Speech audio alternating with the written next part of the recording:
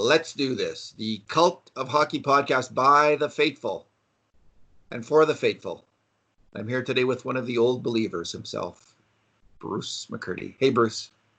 Good morning, David Staples. You forgot to introduce yourself, so I'll have to do it this time. Yeah, I'm another of the old. I'm another of the old believers. Whatever they are when it comes to hockey. I guess I think you those of us who remember the 80s. I was thinking of making a list actually of like here's how you know you're an Oilers old believer, one of the faithful.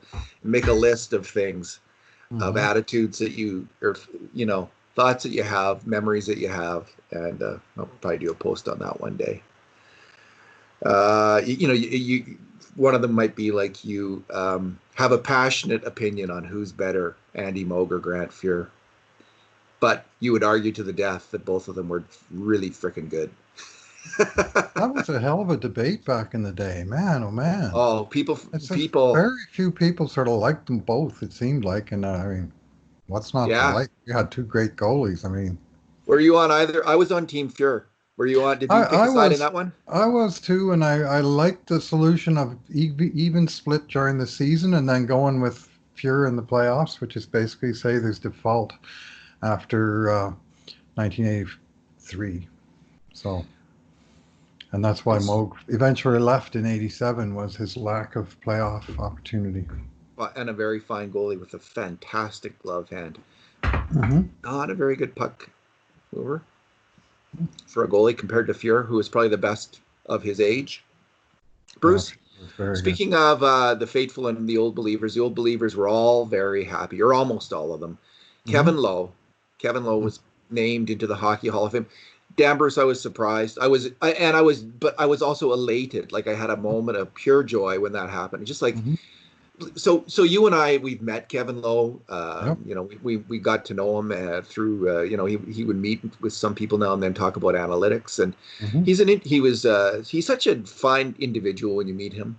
And I think this is what you hear repeatedly from people in Edmonton, that this is a great Edmontonian, a really great guy. But he was also a fantastic hockey player. So I just want to congratulate Kevin Lowe for getting in the Hockey Hall of Fame. What an accomplishment after a fantastic career as a hockey player. Yeah, ditto. Congrats. I mean, he was the ultra competitor. You know, you want to talk about the dividing line between what were you referring to earlier? Not the faithful, but the old believers. The old believers. It might be in the reaction to Kevin Lowe's entry to the Hall of Fame. I was frankly a little disappointed with some of the commentary I heard from Oil Country. I get it coming from other fan bases, but one of Edmonton's longest standing, in fact, on the long-term record, their longest standing hockey man, who's been in this city in a hockey capacity for 37 of the last 41 years, and who achieved great success in the city as a player, which is how he got elected to the Hall of Fame. And some of the response was, I found it frankly a little bit disappointing, but my own response as a fan of that era, watched almost every home game the guy played, live, is that for the type of player of which there are, we talked about this last week, so I won't go into many details, but there are players from core, character players, defenders especially, from other dynasty teams who made it, and he qualified on that basis, and he got the vote in his 20th year. It's not like he got in right away. But to me, that the cluster of Oilers in the Hall of Fame, when I think of the core group of Edmonton Oilers that were dominant in the 1980s, he's part of that core in my mind. So that's a comparable modern player might be Brent Seabrook of Chicago, kind of that class of defensemen. Adam Larson's kind of in that class a little bit. He's just this big, rugged, highly effective shutdown D-man, and to put Lowe's game in a modern context. Of course, people can go back and watch Lowe's games. They're on TV now, and you can get the DVD, so you can judge for yourself, He was a hell of a hockey player. Well, Bruce, anyone else on that? Go ahead. Sorry. The one with, those 6 Stanley Cups, like if you look at the track record of people that have won that often, I mean, that makes them famous. It's part, I mean, you play the game to win the cups, and this argument that, well, whatever team success you had as a player should have no effect on your Hall of Fame candidacy, I think that's nuts. You're playing to win. Your team wins and wins and wins and wins and wins some more. Eventually you get famous, Anyway, that's, I understand that people want to all agree with my opinion, but I think he's a worthy candidate and probably the last of the Oilers team. And frankly, at this point, a little surprising that it finally did come down after all these years. But there you go, it happened. There's going to be one more from that era. Bruce is going to get the cup. Not on the team. Not on the team. Okay. Peter Pocklington. You think he's going to make the Hall of Fame? I think he should. Yeah. Okay. And this is coming from a person who, as a younger man in the 1990s, was a freaking thorn in the side of Peter Pocklington, and criticized him savagely, as only young men can. That doesn't sound like you, David. I don't know. So I was mad about the Gretzky sale. I was so mad. And well, you weren't alone. I was not alone, Bruce. And we didn't even know there was money involved in all those other freaking deals. And now it's and the other ones, yeah. And the Gretzky one, the $15 million came out right away. Was front and center. The $5 million in the Messier deal was a secret for a long time. Yeah. And there was money in the Curry deal. I think there was money. I just read recently there was money in the Coffee deal. So, and again, it was just the Premier League buys and sells players all the time. It's just the standards of the league, and really, there's nothing in theory wrong about them. It's just what are the rules of the league, and it just seemed to me the rules of the league at that time, and I was wrong, I guess, was selling players was a moral failing on the part of an owner, giving up winning essentially to get money. And anyway, I just had a strong reaction to it, but I just was so negative on Pocklington for years because of that. But he belongs in the Hockey Hall of Fame. He is a true character of the game. He built. No argument there. He is in some weird way, his weird mindset and the weird zeitgeist on the Oilers that this hugely ferociously competitive team is in part related to the owner. There's something about Pocklington, Sather's personalities that rubbed off on that team, the brashness, the aggressiveness, just this sheer, we're going to go for it and we're going to be who we are and we're going to play this unique individual style. This is all coming on some level that's partly related to Sather and Pocklington. So you can't deny his success. You can't deny he was one of the key people getting the Edmonton Oilers, into the NHL. He was the key person in doing that. So I'm going to write a column about this because I feel strongly about it.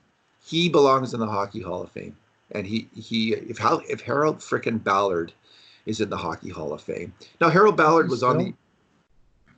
I don't think they kicked people out, Bruce. I think I was reading that. Alan Eagleson got kicked out. I think he was the only one. But Ballard, to me, no way, no how. I think he's in there. Let me just Google this. I'll check. I have very mixed emotions on your suggestion that Pocklington belongs in, and all the positives that you say. I mean, he was a rapscallion from the Rebel League, and he certainly lived up to every bit of that.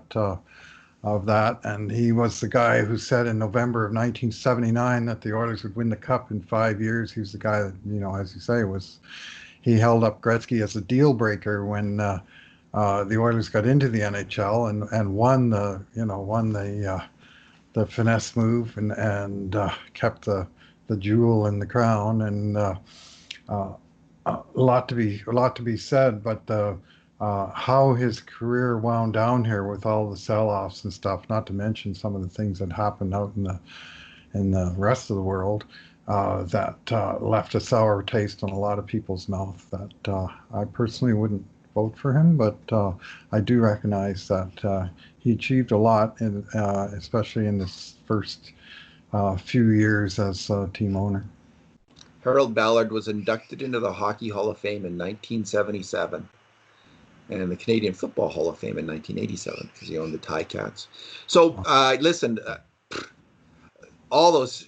Pocklington was a villain in so many ways, and he's had troubles with the courts, with cases. I think civil mainly. I don't want to. I haven't followed it close enough to comment on that, so I'm just going to fact check me on all of the court stuff. But there's been lots of court stuff. There's lots of villains on the owners list in the Hall of Fame. Yeah. So if you're going to get rid of all the villains, we do have precedent. Let's put it that way. We have liftoff. So Houston, we are go. Bruce, it wouldn't have occurred. I think John Short was talking about it on Twitter, if I'm not mistaken. And, it's like Stan Fischler. Apparently, Stan Fischler's not he's never won that award for the hockey writer, the Elmer Ferguson Award. And to me, that is shocking. Yeah. Stan Fischler, say what you want about Stan Fischler. No one has followed the NHL longer than Stan Fischler. And he was the most prominent American hockey writer at least through the 70s. I don't know the 60s. I can't speak for the 60s, but through the 70s and the 80s, Stan Fischler was easily the most prominent hockey writer in the United States. How is Stan Fischler not in the Hockey Hall of Fame? He wrote a ton of books, and his books went all the way from, kiss and tell type books to early hockey analytics type books, which may have escaped most people, but I have a couple of them on my shelves written by Stan and Shirley Fischler, who that were sort of modeled off the Bill James baseball abstracts of the 1980s. And he's very, very controversial, but in some ways for a writer, that's what you strive for, right? To become notorious, to get people reading and talking, and he's still on Twitter. I don't know how old Stan is now, but he'll respond. He's 86. Yeah, I've gotten a few responses to him myself over the years where I said replied to something he wrote on Twitter, whether pro or con, whatever, and he'll respond, and he's put it out there for all these years that when you talk about Hall of Fame, if you have one for writers, how he's not recognized seems pretty bizarre. But yeah, I think he didn't he advocate for orange pucks? Wasn't he? Or I know was that him or that was John Short Davidson and the WHA.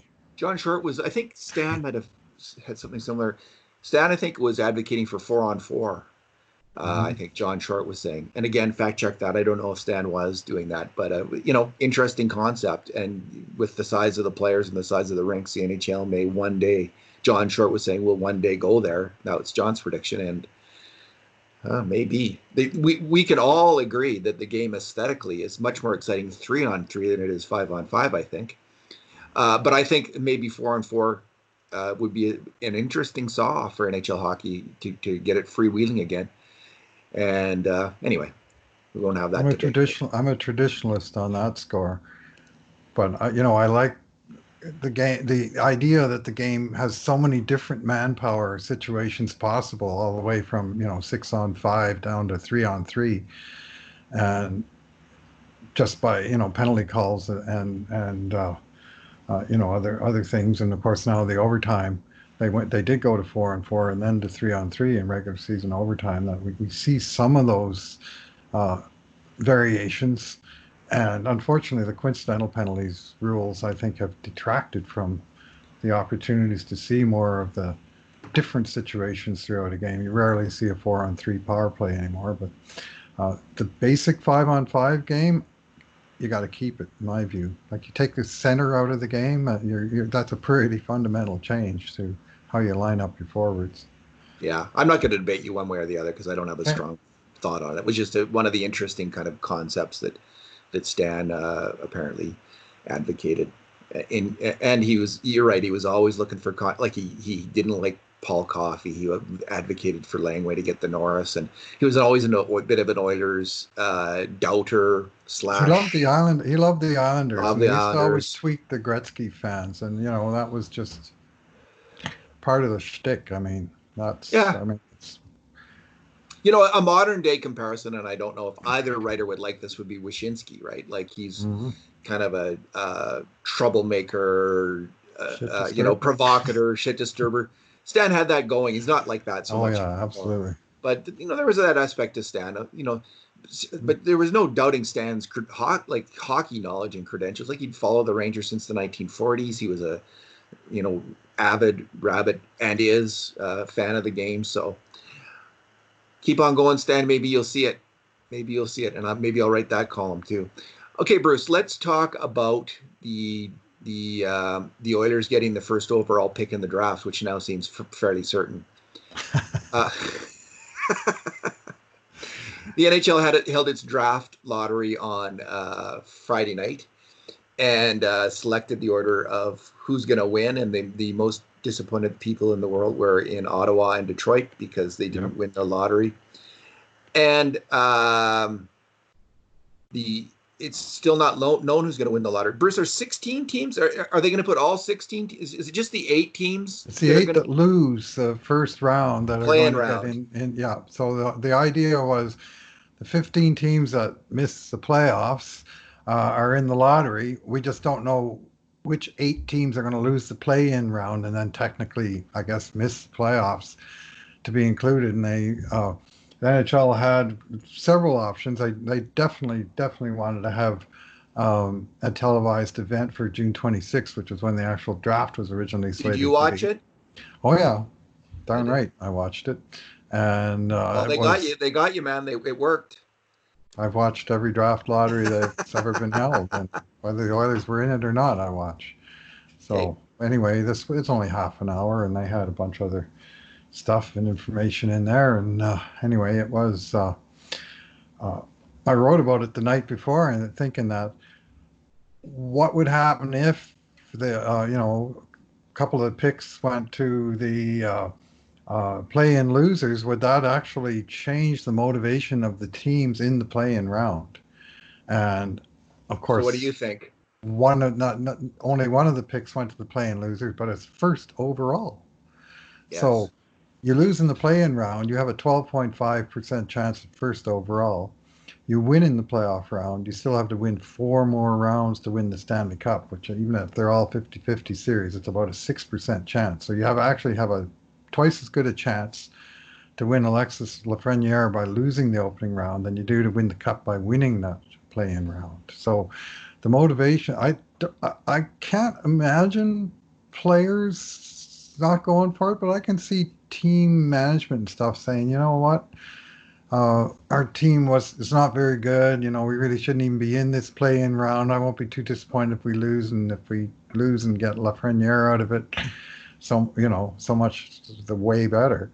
But the individual players, the questions about motivation for me on the players stem from the overall situation, this COVID thing, this idea of playing under the bubble for, upwards of 2 months for the successful teams, and how much all of their hearts will be into the playoffs compared to how they normally are. Like, everything is so different, and there's so many different pressures on the players now. These whole playoffs are going to be weird if they even get off the ground.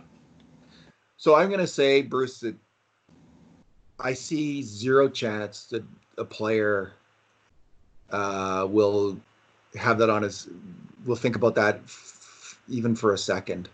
Mm-hmm. Tanking, doing less, because of the draft pick. Right. They might have. Listen, and if they did, like, these are highly competitive individuals, like monster competitors. Many of them, like, they're famous for. I'm not going to name a name here, but there was a story of a former Edmonton Oilers so ferociously competitive, was playing a game of pool, and he lost the game of pool and broke the pool cue over the guy's head that he was playing. Whoa. So this is that's assault. Yeah. Was not the first or last. I remember tipping the Scrabble board over a couple times. Yeah, so I never actually hammered my victorious opponent with a tile or anything. Competitive individuals. These guys are, and I think actually the weirdness Like, they're not going to have the fans there, but maybe this claustrophobic environment they're in will even intensify, like, the feeling of the team, the Us feeling of against being them. together, us against them. Like, our whole purpose, we have one purpose, to win. Mhm. We might even see like higher levels of cohesiveness and ferocity and fanaticism in a weird way under these circumstances. Like, just total tunnel vision. You're there for one reason. Let's get her done. So I don't think the players, I have no concern about the players in terms of tanking. The GMs, okay, I don't think most GMs, but they're not all the same, right? We're talking about 31 different individuals Mhm. with varying degrees of possibility of winning in the playoffs. But so I'm sure Brian Burke said, I'd rather like jump off a cliff than tank. Like, it's not in the DNA of an NHL GM to do that kind of thing. Not in Brian Burke's DNA. Some of them are little different breeds of cats. And would I think maybe one of them might have that thought? Yeah, I think so. I honestly think so. And Bruce, but here's the thing. They have limited ability. Even if they had that thought, Right. I think it would be a passing thought, because they can't make a trade anymore. You can't make a trade to tank. I mean, every GM who's theoretically still in the playoffs race and makes a trade at the deadline is throwing away the rest of the regular season, throwing away a theoretical chance at winning the playoffs. You know, Mhm. so, but they can't act on it right now. So I don't think I think it's a passing thought, and everyone who's going to be there is going to be there to win. And if they lose, they're going to think, I'm not that unhappy in the end, because we weren't going to win anyway. They're probably thinking this is a great consolation prize, and especially the one who wins is going to be overjoyed. But that's how I see it. Yeah, I mean, unless there's some way of influencing, the makeup of the team, and I'll just throw a wild one off the top of my head. Carey Price in Montreal has expressed some reservations about coming back to play. And if Montreal management says, Carey, you know, if you choose to opt out, we won't think any the worse of you. And then Price opts out, and they're doomed then against Pittsburgh, right, in the playoffs. And then they're in there with a 12.5% chance at Alexis Lafreniere. How good would that look in Montreal, right? So, uh, Listen, could that happen? I think the primary driver of something like that wouldn't be, would that be a thought in their heads? Yes, I could see that. I could see that as a thought in their heads. So I will agree with you on that. But I think the primary driver of that, I think there's going to be some players who have, for whatever reason, because I noticed that people have an intensely personal response, which is not surprising, to COVID-19, because everyone's personal situation is slightly different. We for all sure. have different economic concerns. We all have different health concerns. And so we have these very strong and personal reactions to this phenomenon that impacts us all. So there are going to be some players, I think, Hmm. who will not want to play, and it will be completely related to COVID for whatever reason. Even though you could, I'm not going to get into the debate, but they will have those reasons for not wanting to play. And it's going to be an interesting question what the NHL does with them. We've had, what, 26, 25 players out of what is it, 1,000 players or 500 players? 500, yeah, 500 roughly. players who have tested positive in this early stage. Yep. So, which is indicative, I think, of the spread of the disease. It's unknown. If you did testing, like mass testing, like we have in Alberta, for instance, I think you'd be finding out, tons more cases in the United States. My take on that is not surprising. It looks like it's really spreading in the United States. These players are all young and healthy, so fingers crossed.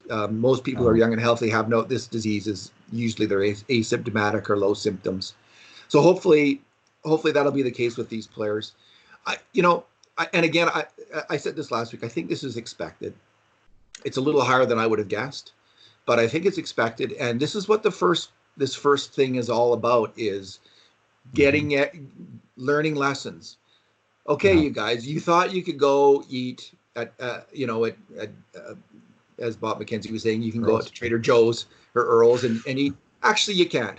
If you're Yeah. serious about this happening, you're going to have to take a lot more precautions and quarantine a lot more than you have been doing. So we'll see how everyone reacts to that and how serious everyone is. I think everyone's pretty deadly. I'm going to say they're pretty deadly serious about the hockey part. Bruce, my concern about this all falling apart at this time isn't related to COVID. It's about the CBA. Yeah. And I do not understand. I don't know if I ranted about this last podcast but maybe I did. Or maybe. I don't understand why, on top of the complexity of trying to hold the playoffs under COVID-19, the mass complexity, you're also trying to do the CBA, a new CBA agreement. I don't get it. Like, it's like, I'm going to jump off this 200-meter cliff into a shallow swimming pool, see if I can do that. Oh, and I'm also going to fill it with great white sharks. Here be sharks, Bruce. That's what here be sharks. That's what is happening when you get into the CBA. The whole thing could come crumbling down because of this I think it's maybe they had no choice though. Maybe because I don't know. What do you think? Well, I was going to say let's add some Eye of Newt to our witch's brew, but I think I like your analogy better. Like CBA has been, I mean, that's just been this huge freaking obstacle the last 3 times in a row. They couldn't agree to it without the Oilers owners locking out the players for half of the season or full season.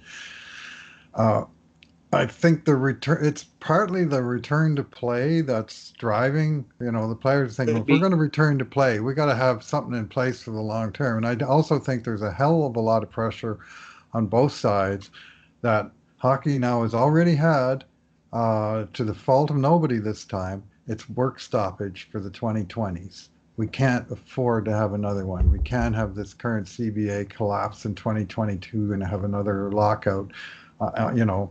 That we've got to find a way to come together on this thing. And obviously there's some huge bones of contention. I mean, Artemi Panarin, holy moly, he didn't exactly pull any punches with his statement last week. And, what did he say exactly? Oh, he doesn't want to give up. You know how much sympathy I had for Artemi Panarin's rant? Zero. None. About a guy who's making millions and millions of dollars in a league that's going to have half the revenues, complaining that his salary is going to be cut in half. I had zero sympathy for Artemi Panarin. So there you go, Artemi. I think, and you know what? I think this is going to be the reaction. The only way this is going to work for the players and the owners is they've figured out this 50-50 split.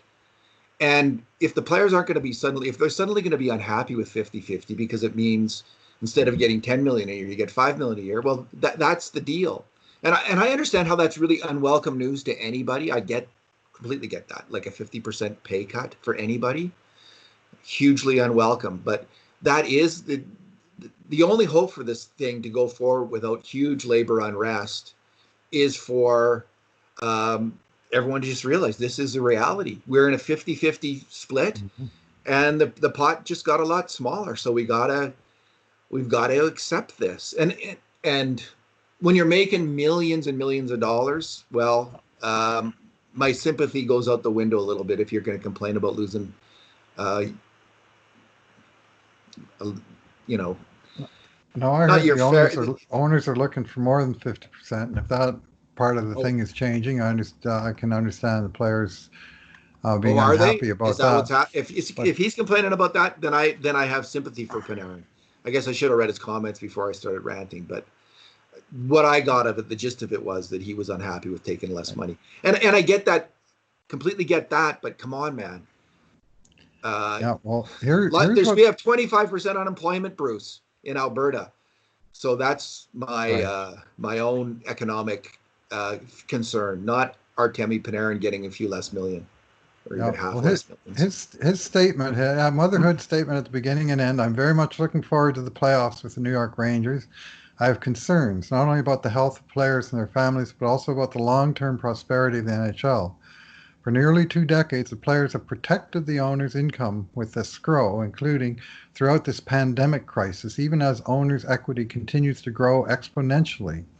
It's time to fix the escrow, as we as players cannot report to camp to resume play without already having an agreement in place. This is what's driving. We are all in this together. Also, I know the process for selection of the hub cities is ongoing. I sincerely wish that my teammates and I could train and play games at MSG and bring employment and economic opportunities safely back to New York City for Ranger fan and all New Yorkers. So another motherhood statement at the end. But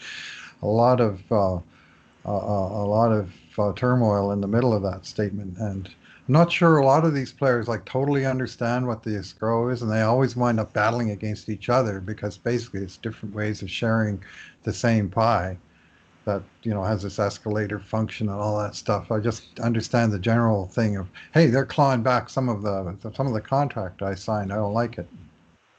Some people don't like so fair enough, but the escrow is there so you can have the 50-50 share. It's how you ensure the 50-50 share. That's why escrow is there. So when he's complaining about escrow, like, I get it. He doesn't want to not get $9 million a year. He wants, or $11 million a year, whatever he gets. He doesn't want to get six.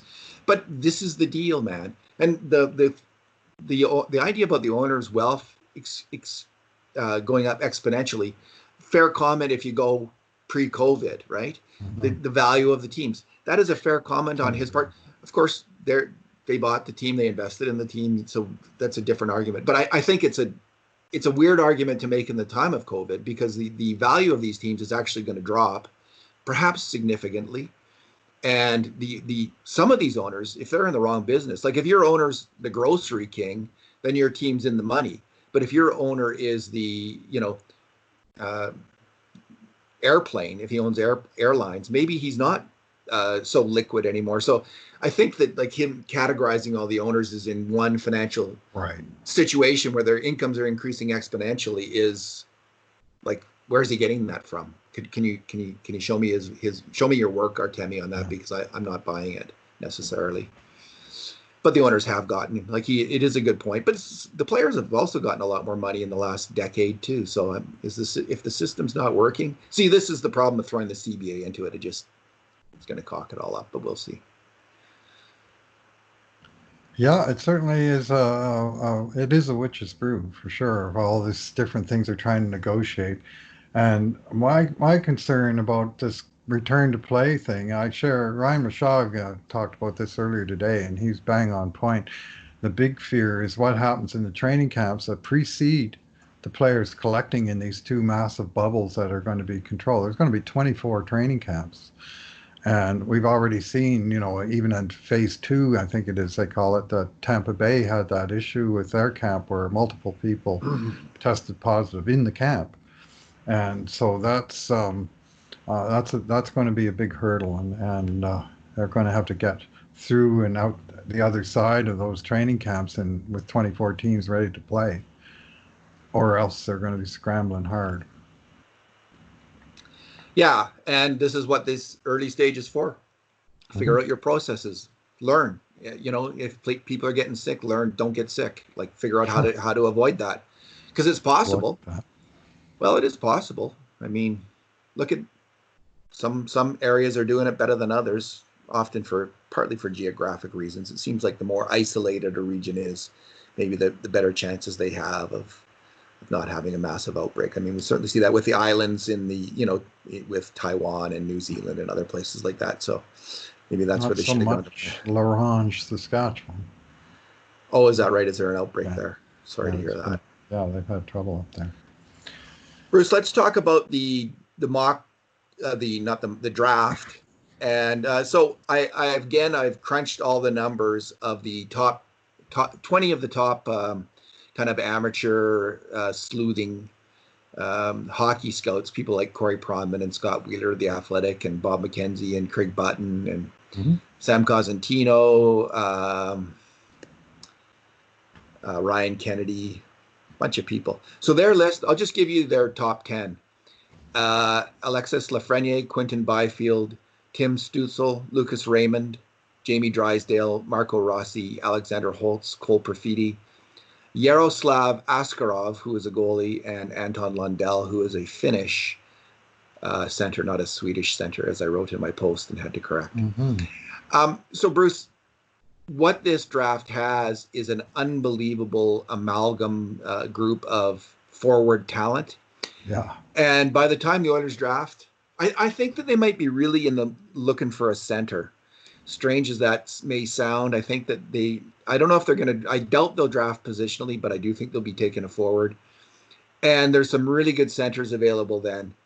So in the mock draft, Bruce, The one interesting question to me, and I don't know if you've put your mind to this, is I think the forwards are going to go in kind of order, obviously, but the question is who's going to upset that order and take defensemen who are a little less highly rated. That's the big question to me of the than the top forwards. Who's going to take Jamie Drysdale, who is a fantastic player apparently? Sean Patrick Ryan says that. Who's going to take Jamie Drysdale? Who's going to take maybe Jake Sanderson in the top 10? Other defensemen who might enter into it, and I'm hoping these defensemen do enter into it. Caden Gooley, Braden Schneider, Jeremy Poirier, Justin Barron. I'm hoping that some teams grab these players, have a need for defense, and grab these players because that means a better forward will fall to the Edmonton Oilers. Who would you guess who's going to take Jamie Drysdale in your opinion, if you have thought that through it all, Bruce? So who's going to take Moritz Seider and Philip Broberg this year? Is this what you're asking? Guys that go off the board a little higher that are D-men? Well, yeah, that's a good question. And I haven't put a huge amount of thought to the specifics of the individual teams other than, Ottawa and Detroit obviously have serious needs at all positions. You could make a case for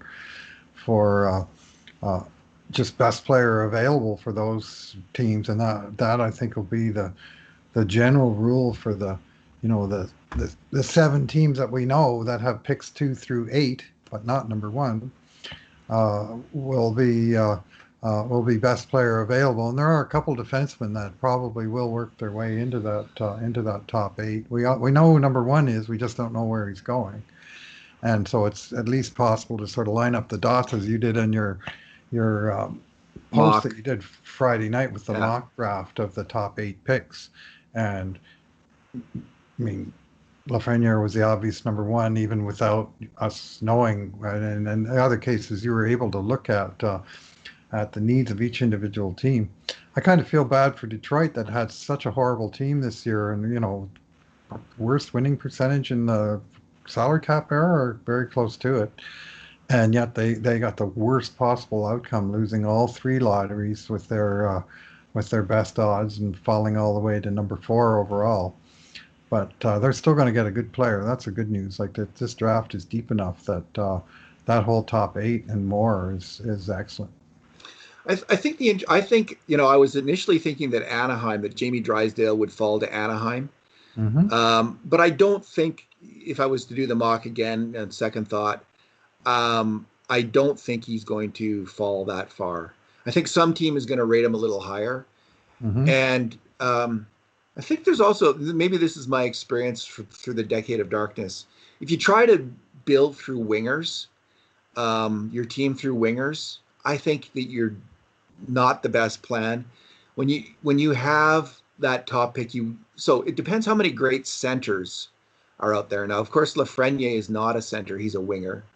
But Byfield's a center, Stützle's a center, so there's 2 they're going to go. Mm-hmm. I think that's pretty sure. Now the question is, do the teams see Marco Rossi and I think Cole Perfidi both played center, but they might be wingers as well.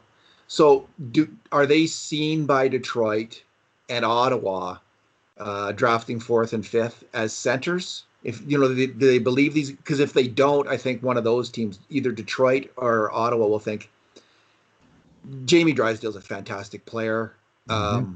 He's a defenseman. Other than like in the terms of what a team needs to win, I think it's center, defense, and then your wingers.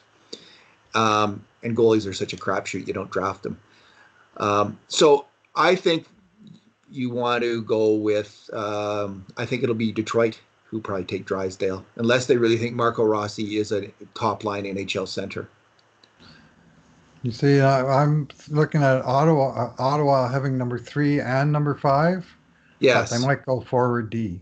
That's sort of a pretty standard attack when you have 2 high draft picks, is to pick one from each position.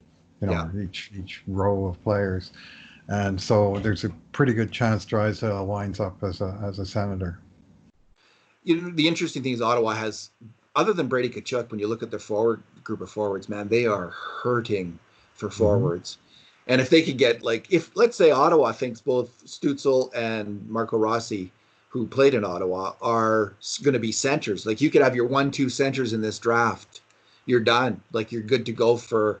So maybe they'll hop on that too. So I just think it really comes down to the teams, what they rank, how they rank these two players, Perfidi and Marco Rossi. And I have no opinion whether they can play center in the NHL or not. I haven't seen neither of them play.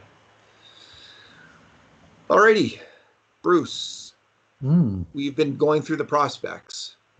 Let's start with the latest prospect. We talked about Kemp last time, and we're in this run at defensemen. And so let's talk about Markus Niemelainen. Do the Oilers ever have a ton of defensemen? We have, I think, 9 defensemen in the top 16 of our rankings, including 13, 14, 15, 16. But there's a ton of prospect defensemen. Markus Niemelainen was a guy who they drafted in the 3rd round of 2016. They drafted 3 D-men in the same round. That's hard to do.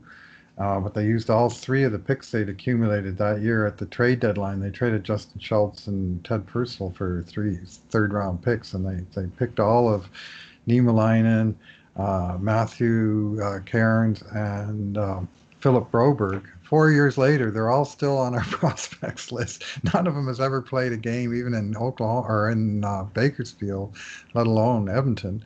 And they're still considered long-term prospects, but things are looking up for a couple of them, namely Niemelainen and Broberg, both of whom signed with the Oilers 4 years after their deadline, just before the Oilers' signing rights were about to expire. They signed both guys.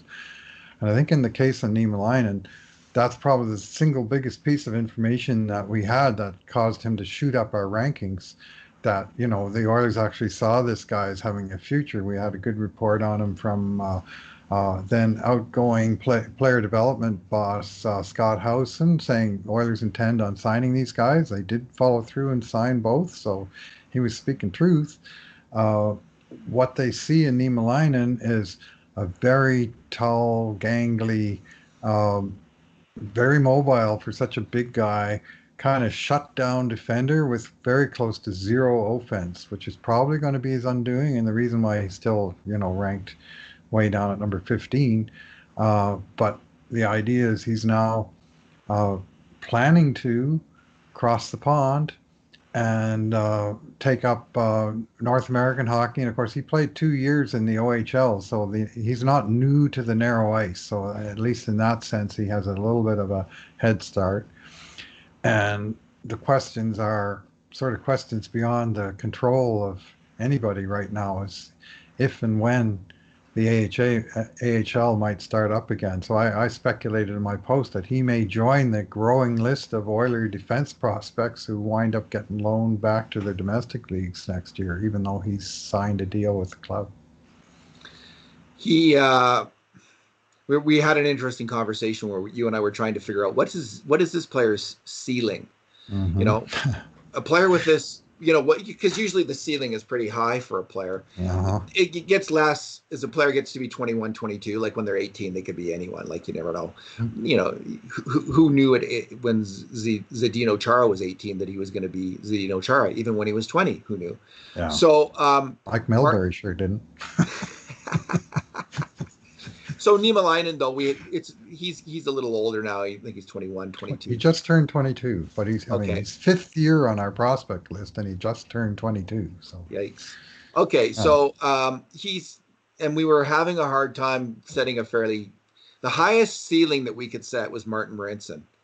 So if everything turned out well, that's where we ended up, wasn't it? No, I know, and I'm not happy that we nailed his Sorry, niche necessarily. Marcus, we went with 2 former Oiler prospects that we know well from their repeated appearances on our list. Martin Gurnett and Martin That's the low end. end. That's the low and the high. They were both a little more offensive minded than Niemelainen, and they all have the same general thing of being constructed out of pipe cleaners, 6'6" and 185 pounds or whatever. Anyway, he's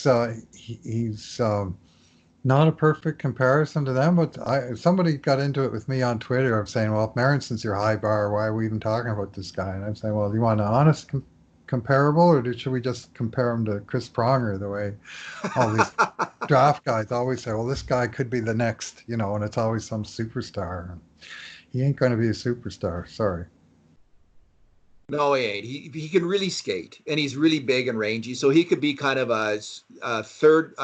Let's be honest. Like I see him as a third pairing, shutdown D man who can move the puck and may improve as he gets older, moving the puck well enough to get into the NHL for some games, and hopefully, listen, if he plays 200 NHL games, that's not bad. Come on, career. That's it's hard to get in the NHL. Lots of people want to be in the NHL. They're striving, tons of competition. So if Marcus Niemelainen, he's well worth talking about. I never liked that argument. Why are we talking about why are we wasting our time talking about the fourth line center? The truth is, like, hockey is to some extent, it's a weak link game. When your fourth line center is out there, they might put their first line center out there, and they might score a goal in a game where there's only going to be 5 goals because of the mistake of your fourth line center. Hockey is a weak link game, and the weak links on your team will kill you. Your third pairing D-man will kill you, will keep you out of the playoffs, will keep you from winning the Stanley Cup. And until you get decent third pairing D-men, you will not win the Stanley Cup. So I completely disagree with people who see the game that way and wonder why we spend so much time talking about it. We talk about it because it's important, because it's the difference between winning and losing. It's not the only difference, but it's one of them. Yeah, well, and we write about hockey 365 days of the year, so we can't talk about the same 10 guys all 365 days, right? So, well, we could. We do look around at the guys coming up the system. And I personally have written now 3 posts about Marcus Niemelainen in the last 3 months, so I hope I don't have to write about him again anytime soon. But I mean, he's sort of come above. He's like the Loch Ness monster. We just had a sighting of Nessie, right? He's actually coming over. They signed him. He's actual. Now he's gone from prospect to actual signed and in the organization as opposed to on the reserve list, and that's a big step. The other big step that he took last year in Finland was he changed teams to ASSAT, ASSAT. I'm always look at it and think asshat, but it's not asshat. It's ASSAT. But he jumped from 14 minutes a game to 20 minutes a game, which is a huge step. And I mean, in those leagues where they typically dress 7 defensemen, a 20-minute D-man, I mean, he was number 1 on his team for ice time. And whilst his actual stats barely change because it's the kind of game he plays doesn't show up in boxcars, that ice time stat was a real sort of shining star. Whatever the opposite of red flag was green flag. That here's a guy that's making real progress. So let me get it's ass hat. It's not ass hat. And you are ready to write the biography Finding Nemo. Him playing top pairing minutes was hugely significant, and those teams are full of good players. They took a group of those players from the Finnish league, and they beat a really good group of Canadian players at the World Championships. Not whenever that was, recently, last couple of years. So the players in the Finnish league are bloody good, and he's this. I've watched him play in junior. I watched some of his games in the tournaments back then, and man, he can skate. He's a really fine skater, and we'll see if he can become Jacques Laperrière. There's a comparable for you, Bruce. I'm thinking Alexei Semenov, and you're going to Jacques Laperrière. I wanted to have the hyperbolic reference that only the old believers will understand. Yeah, I did win a Norris Trophy. Michael Kesselring, who I just wrote about, is another of these kind of string bean kind of guys. But Bruce, both you and I have had really strong impressions of him based on development camp viewings, not game viewings. But from what we've seen of him, man, last year at this time, actually, we were there watching him in Dev Camp. Wish there was Dev Camp this year. Too bad. So sad. So Here's the thing about Kesselring. He's like 6'6", 6'5", 6'6", still a growing boy, evidently. Love it if he got it to 6'7", 6'8", 6'9". And he's putting on weight. He's now over 200 pounds. He previously had talked about being 220 pounds for this coming season. So we'll see if he gets there. If he gets there, look out. Because this is a player who every year and within seasons and themselves has improved immensely. He went this past season, from U.S. high school hockey to USHL. And this past season, he went to play for Northeastern University, which is Hockey East, one of the best hockey conferences. And man, he was coming to a stacked team with tons of competition on defense. And it looked to me, it's hard to tell from the numbers and everything else, but it looked to me based on his third highest shots on net for a D-man, third highest block shots on the team numbers, that he was probably, Bruce, made it to the top 4. Mainly, possibly because he's a right shot guy, but also because he's a damn good hockey player who has, he's kind of the dark horse candidate to become, like on this whole list, if there's a guy who's going to surprise us, I think it's this guy, because he just keeps getting better, and he's huge, and he's really smart as a player. He's cagey. He seems to have some pretty decent puck skills. And I'm excited about. I'd love to watch him in some games, though. Yeah. And so, and the proviso on this is very few players who are ranked this low on our list ever make it in the NHL. It's really tough, huge competition. Probably won't make it, but I have a good feeling on this guy. Yeah, he impressed the heck out of me at both dev camps that I saw him play. First year, I was just kind of thought, he's like super raw, but man, I mean, he's towered above everybody at the camp. Like, he really is a huge man. And he can skate well for someone that size. And of course, like most big guys, he's faster than he appears, because they appear how fast their legs, you kind of do a stride count when you think how fast the guy's moving, but how long that stride is a big part of the equation. And he's got some skills. I won't say stick skills, but he's got stick skills, and he's got a little bit of offensive flair to his approach. I mean, as much as you want to count the Billy Moore's Cup, but he wasn't shy about. He wasn't Vincent Desharnais out there, just hanging back and looking after business in his own end. He was, and from the first year to the second year, what impressed me was how much progress he'd made in that year. Like, he really was a standout at camp last year. And as you correctly noted, the night we both watched the Billy Moore's Cup, that if someone had come completely out of the blue and said, "You see that big guy? He's the Oilers' top draft pick this year," you would have believed it, because there's usually this massive gap in the skill levels that you see right away, and he's got enough skill and of course that dominating size that he really did stand out. So he's a project, long-term project, but in one alternate universe, or hopefully this one, he's Colton Parayko at age 20, right? Yeah, agreed. He is. Like, just look up where Colton Parayko was at age 20. Yeah, he's got a similar kind of skill set. He seems to be a complete hockey player, and loved his game. Bruce, you are, as I look up Parayko, you are writing about Theodore Lundstrom? Theodore Lundstrom, yeah. He's a guy that the Oilers signed this past summer. So he's making his first appearance on our prospects list, and technically he shouldn't be on it because he won't be eligible for the Calder Trophy, which is our usual requirement. He turns 26 a month before the deadline of September 15th, where someone's 26 when the training camp opens. They're not eligible for the Calder. But we made the executive decision among us to include him because he's the first time on the with the team, and from every sort of legitimate perspective, he's a prospect as of right now. This will be his only year on this list, but just give us a chance to investigate him a little further and maybe rank where we see him.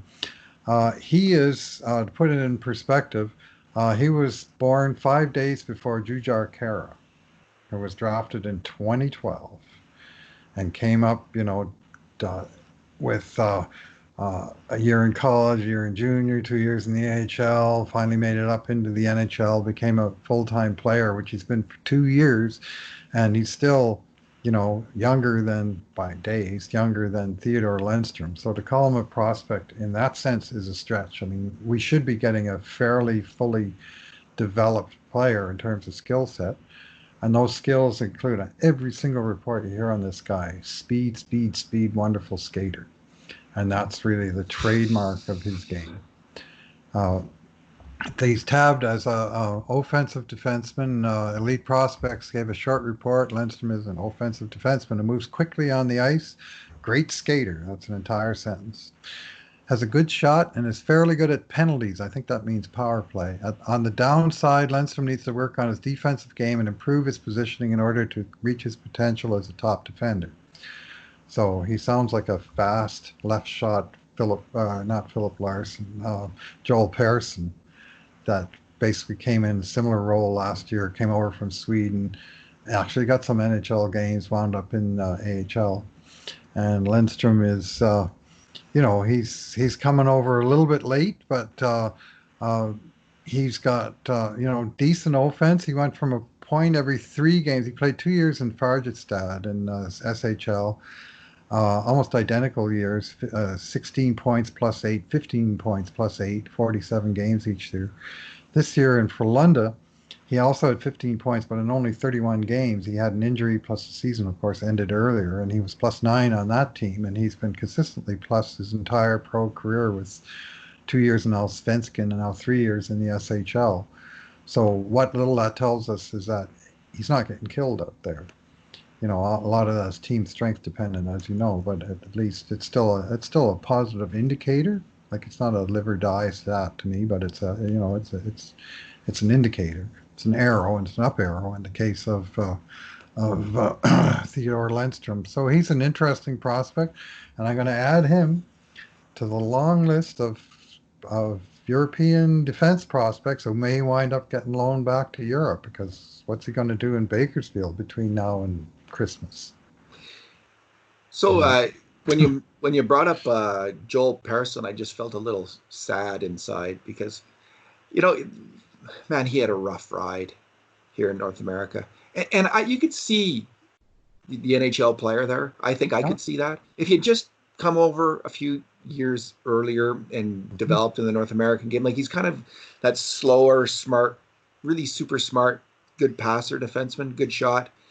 And but he was just, his reads in his movement, and he just was getting beat and hit and didn't work out in the NHL at all. And so they kind of got rushed to the NHL, right? Like they picked him over Ethan Bear initially, and so I hope Lindstrom he will get AHL time first.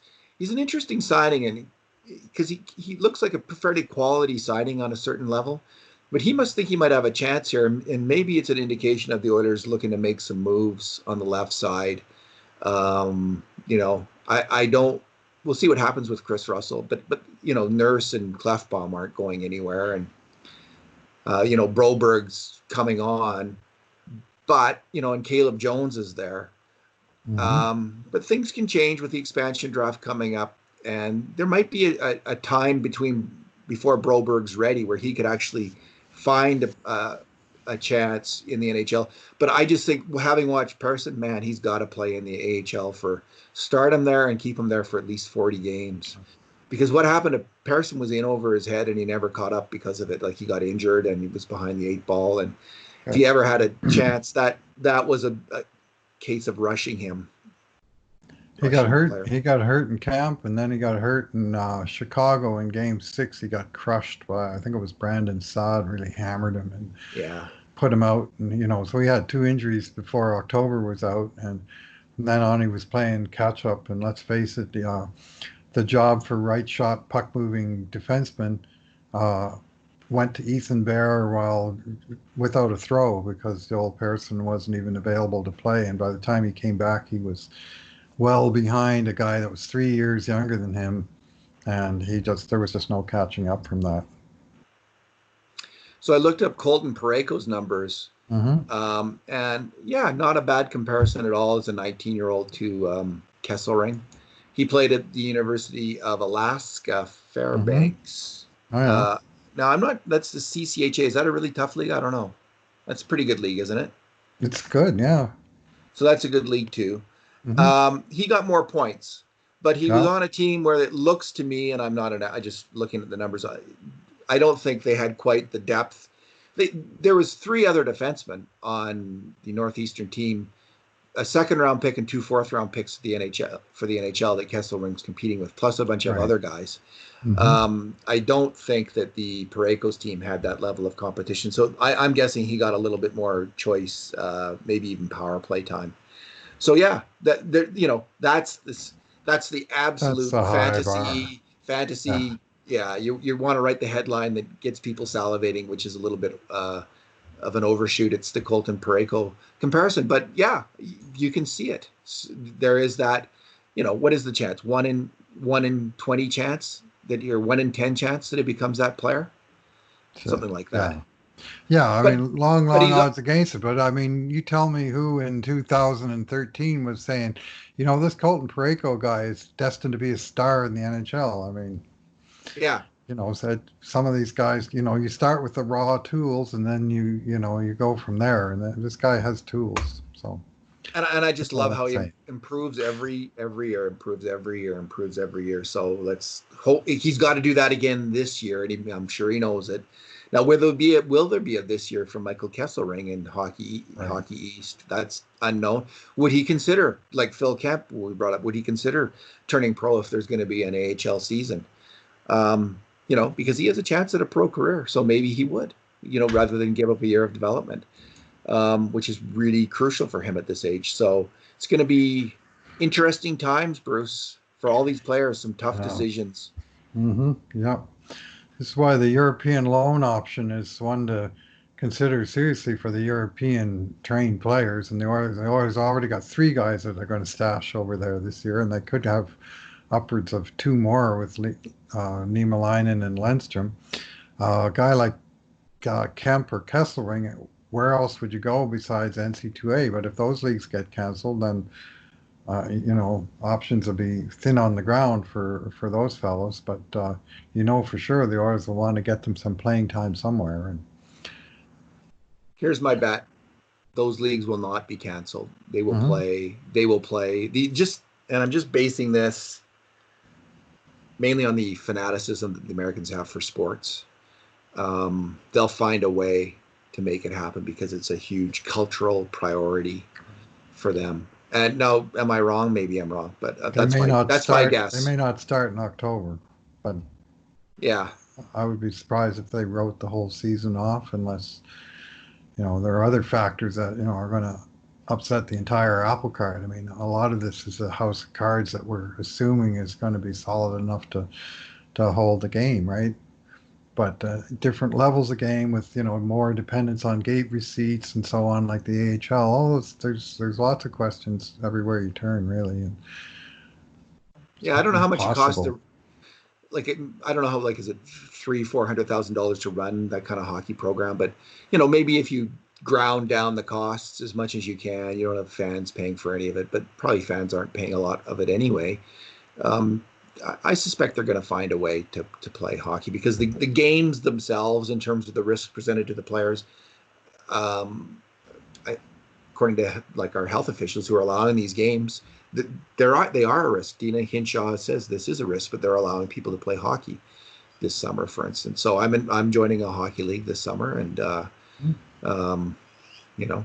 within the cohort, within all the rules, following the rules strictly, and we're going to play. So maybe it'll be possible for them. But our group is just a small group of people playing at one, we're not traveling around everywhere, and it's not complicated because of that. But my point is people are finding a way to play hockey because we all love hockey so much. Alrighty, are we, where are we? I'm training, Bruce. I'm getting ready. I'm going to go for it, man. I'm ready. Right on. It's on. Yeah, lots of people are ready, and it's just this darn stubborn little virus that's upsetting the apple cart on an ongoing basis. Hopefully you'll be able to play, and hopefully all these guys will be able to play. I'm really missing development camp. I mean, this is where our reports on guys like Niemelainen or Kesselring or Lundstrom are not as good as they would be in a different year where we actually had a chance to go down and see them with our own eyes and assess their fundamental talent level. And unfortunately, we just don't have that. And it's just one of many missing links between no playoffs, no tournaments, So yeah, we didn't get to see the Oilers' first-round draft pick, Jan Misak, either. So that's right. Or Alexis Lafreniere. All right, is that it? Do we have anything else on our list? Or the goalie? Are they going to take a goalie? Askarov. I see Askarov going to one of the teams that has like 3 first-round picks, like New Jersey or Ottawa. Yeah. You do, eh? Or they pick a forward, a D-man, then a goalie, and they pick him. He'll go around number 20 with one of those teams. That's a wild-ass guess, but I think it's sort of an educated guess. Or teams that have 1 draft pick may not want to invest that in a goalie. What's the highest goalie in recent years? That Tampa Bay goalie, Vasilevsky, went in the first round, did he not? Oh, yeah. There's some top 10 goalies and some really super good ones. I mean, Carey Price went 5th overall. Marc-Andre Fleury, 1st overall. That's getting a little distant. I mean, this is almost the pre. Yeah, the last 10 years, no goalies taken real high. It's Vasilevsky might be the highest. I think Al Montoya went number 6, and Jack Campbell. Jack Campbell went 16th. That was about 10 years ago, though. Now, I can't think of anyone else. Vasilevsky, Jack Campbell. Yeah, they don't like them goalies anymore in the first round. But Askarov seems to be the exception to the rule. I don't know. I'm against the Oilers taking him because of the all the analytics that have been done. I think are fairly convincing on this. So Ken Holland used to be a goalie. Saying. So he's taking him. You know it. Oh God, people's heads will explode. The analytics people. And my head will. I'll be thinking. My head won't explode, but I'll just think like, are you sure? Are you really sure? Because you could have taken. There's any number of great forwards in this draft. I'll be gobsmacked if the Oilers do not draft a forward, Bruce. There's just so many good ones, and I'm hoping there's a need there. Yeah. Now, of course, the Oilers are going to be drafting 31st overall. So, yeah. All right. Let's leave it there. Thanks for talking, Bruce. Thanks for listening, everyone. And in the meantime, and in between times, this has been another edition of the Cult of Hockey podcast.